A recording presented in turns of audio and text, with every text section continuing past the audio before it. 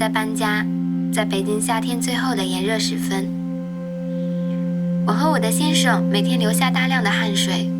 滴落在我们之前的与现在的家里，留下我们最后的与最初的味道。我是一个从小搬家的人，跟随着爸爸不安定想要冒险的心，我也待过很多地方。我爸爸说，在我刚学会走路时，在大连那时还是白色柔软的沙滩上，他会在周日的日落时分提着一扎啤酒，与归来的水手们换一箱鲜鱼。而跟我先生在一起的这7、8年，更是在数不清的地方待过，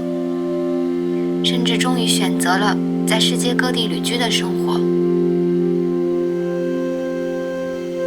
可能如我先生的好朋友张先生所说，我先生命属迁移宫，天生以漂泊流浪为命。我想，既然嫁给了他，嫁鸡随鸡，嫁狗随狗，嫁给注定流浪的人，注定这辈子也要随他一起流浪。于是在这一次搬家找房时，我跟我先生说，我不想要定居者的生活，不想要太大太好的条件，就像住旅馆一样，带很少的东西过去，不会也不希望在那里待太久。身为一个旅居者，应该有底气说，对于追求绝对自由的人，一无所有才是终点。虽然这样说，这样的房子也应该很好找，但从1个月前开始，我们便不停地看房，每次看完我都感觉不对。我找借口跟我先生说这儿不好那儿不好，也不过我先生他很努力地找房，很努力地做筛选，哪怕我提出来的理由逻辑不对，也没有道理。总之我就是很强硬的断然拒绝。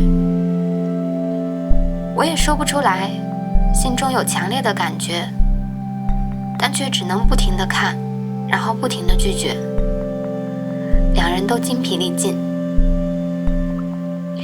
直到有一天，我在书店闲逛时，偶然逛到了一本讲绿植的书，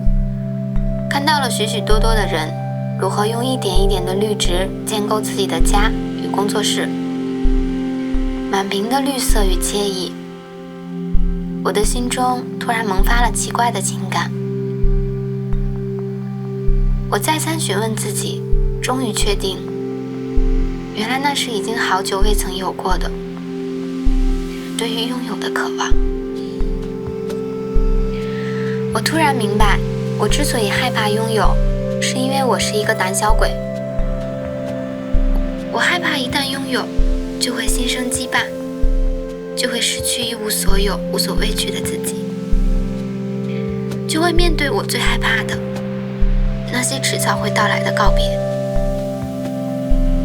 我把频繁搬家的责任归结于我爸爸与我先生，只是因为我没有勇气去拥有自己心中最想要的东西。我想要的应该不仅是一个躲避风雪的暂时居所，而是一个心中想要却不敢承认的家。我突然觉得，哪怕不切实际，哪怕告别时会如陷泥潭般伤心，我也应该鼓起勇气去渴求拥有。在一次精疲力尽的看房之后，我对着我的先生终于开口说，我终于明白自己想要什么样的房子了。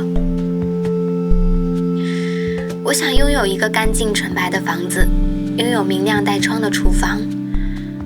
拥有安静而有安全感的工作室，还有满屋子的绿植与活蹦乱跳的猫咪们。如果运气好，未来我还想要有我们的小宝宝。我想要拥有一个家。对于自己的变化，我不知道这样的发展是不是一件好事。我也试图逐渐地去理解，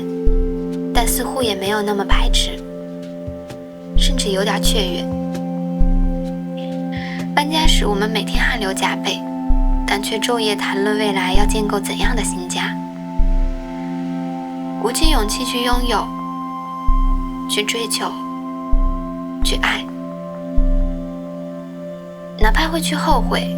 去伤心，去失去。身为人类，难道不就是这样吗？